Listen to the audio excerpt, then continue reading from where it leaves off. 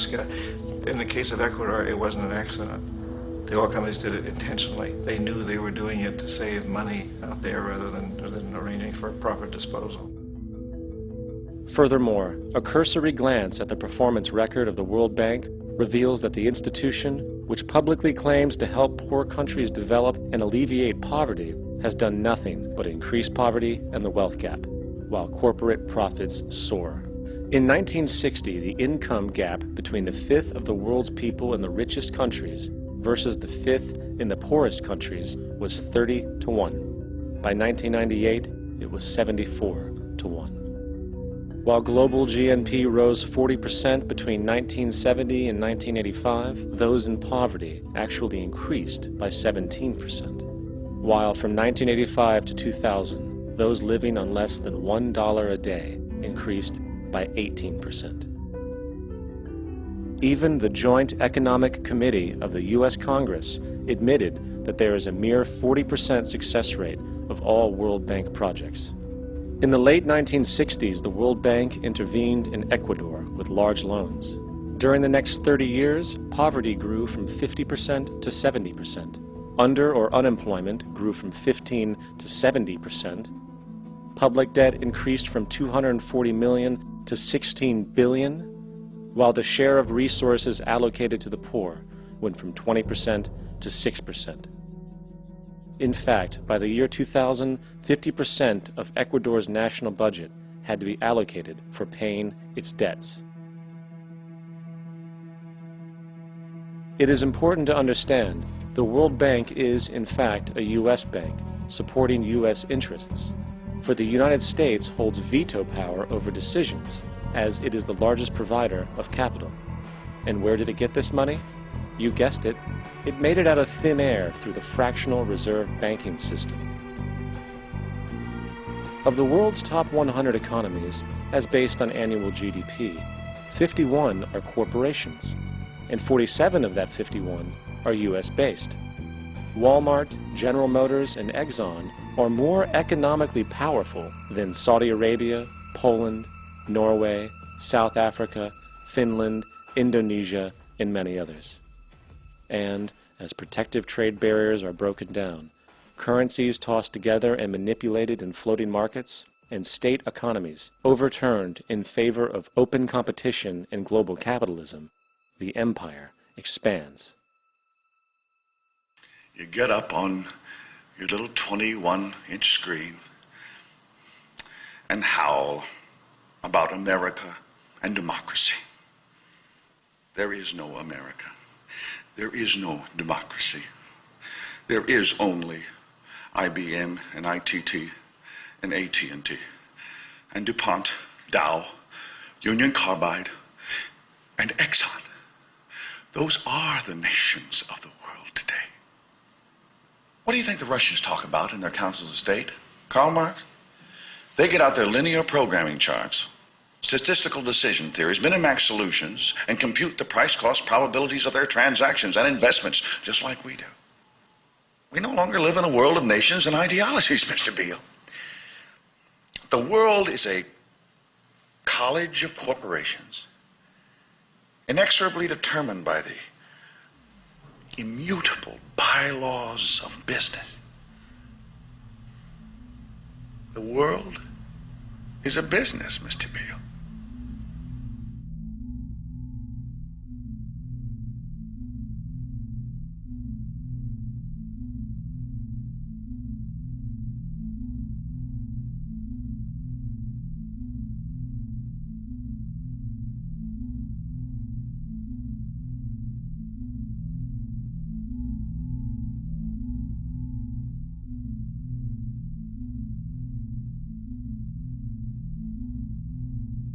The world is being taken over by a handful of business powers who dominate the natural resources we need to live while controlling the money we need to obtain these resources.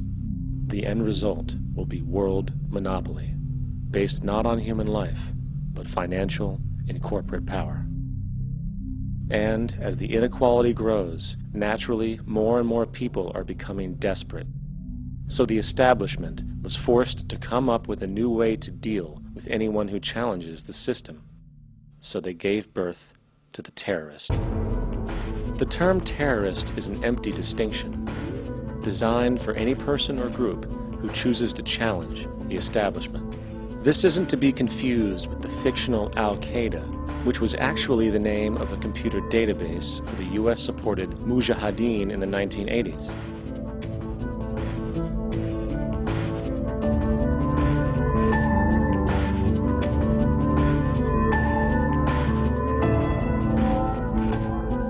In 2007, the Department of Defense received $161.8 billion for the so-called global war on terrorism. According to the National Counterterrorism Center, in 2004, roughly 2,000 people were killed internationally due to supposed terrorist acts. Of that number, 70 were American. Using this number as a general average, which is extremely generous, it is interesting to note that twice as many people die from peanut allergies a year than from terrorist acts. Concurrently, the leading cause of death in America is coronary heart disease, killing roughly 450,000 each year. And in 2007, the government's allocation of funds for research on this issue was about $3 billion. This means that the US government in 2007 spent 54 times the amount for preventing terrorism than it spent for preventing a disease which kills 6,600 times more people annually than terrorism does. Yet, as the name terrorism and Al-Qaeda are arbitrarily stamped on every news report relating to any action taken against US interests, the myth grows wider. In mid-2008, the U.S. Attorney General actually proposed that the U.S. Congress officially declare war against the fantasy. Not to mention, as of July 2008, there are now over 1 million people currently on the U.S. terrorist watch list. These so-called counterterrorism measures, of course, have nothing to do with social protection, and everything to do with preserving the establishment amongst the growing anti-American sentiment both domestically and internationally, which is legitimately founded on the greed-based corporate empire expansion that is exploiting the world. The true terrorists of our world do not meet at the docks at midnight or scream Allah Akbar before some violent action. The true terrorists of our world wear $5,000 suits and work in the highest positions of finance, government, and business. So, what do we do? How do we stop a system of greed and corruption that has so much power and momentum? How do we stop this aberrant group behavior which feels no compassion for, say, the millions slaughtered in Iraq and Afghanistan, so the corporatocracy can control energy resources and opium production for Wall Street profit?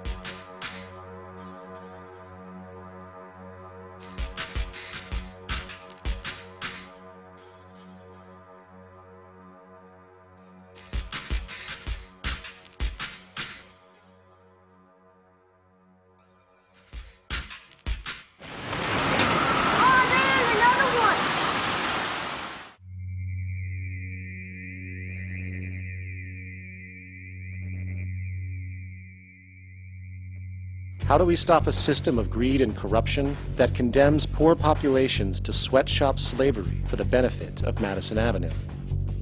Or that engineers false flag terror attacks for the sake of manipulation? Or that generates built-in modes of social operation which are inherently exploitative? Or that systematically reduces civil liberties and violates human rights in order to protect itself from its own shortcomings? How do we deal with the numerous covert institutions, such as the Council on Foreign Relations, the Trilateral Commission, and the Bilderberg Group, and other undemocratically elected groups which, behind closed doors, collude to control the political, financial, social, and environmental elements of our lives? In order to find the answer, we must first find the true underlying cause. For the fact is, the selfish, corrupt, power, and profit-based groups are not the true source of the problem. They are symptoms.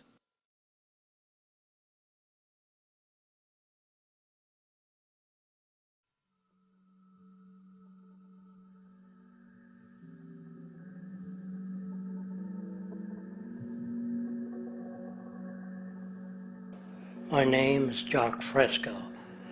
I'm an industrial designer and a social engineer. I'm very much interested in society, in developing a system that might be sustainable for all people. First of all, the word corruption is a monetary invention. That aberrant behavior that's disruptive to the well-being of people, while you're dealing with human behavior. And human behavior appears to be environmentally determined, meaning if you were raised by the Seminole Indians as a baby, never saw anything else, you'd hold that value system. And this goes for nations, it goes for individuals, for families. They try to indoctrinate their children to their particular faith and their country and make them feel like they're part of that. And they build a society which they call established.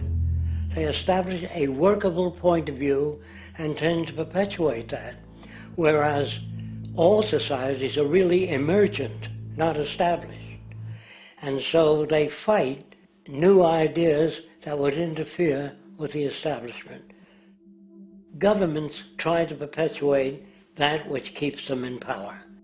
People are not elected to political office to change things. They're put there to keep things the way they are.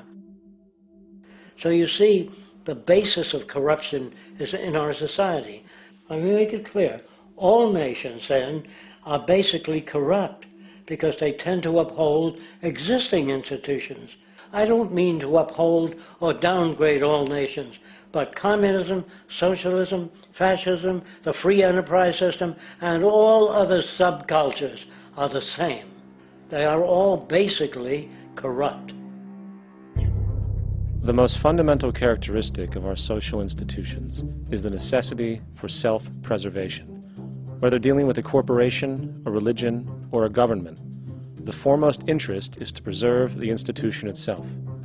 For instance, the last thing an oil company would ever want is the utilization of energy that was outside of its control, for it makes that company less relevant to society. Likewise, the Cold War and the collapse of the Soviet Union was, in reality, a way to preserve and perpetuate the established economic and global hegemony of the United States. Similarly, religions condition people to feel guilty for natural inclinations, each claiming to offer the only path to forgiveness and salvation. At the heart of this institutional self-preservation lies the monetary system, for it is money that provides the means for power and survival. Therefore, just as a poor person might be forced to steal in order to survive, it is a natural inclination to do whatever is needed to continue an institution's profitability. This makes it inherently difficult for profit-based institutions to change, for it puts in jeopardy not only the survival of large groups of people, but also the coveted materialistic lifestyles associated with affluence and power. Therefore, the paralyzing necessity to preserve an institution, regardless of its social relevance, is largely rooted in the need for money or profit.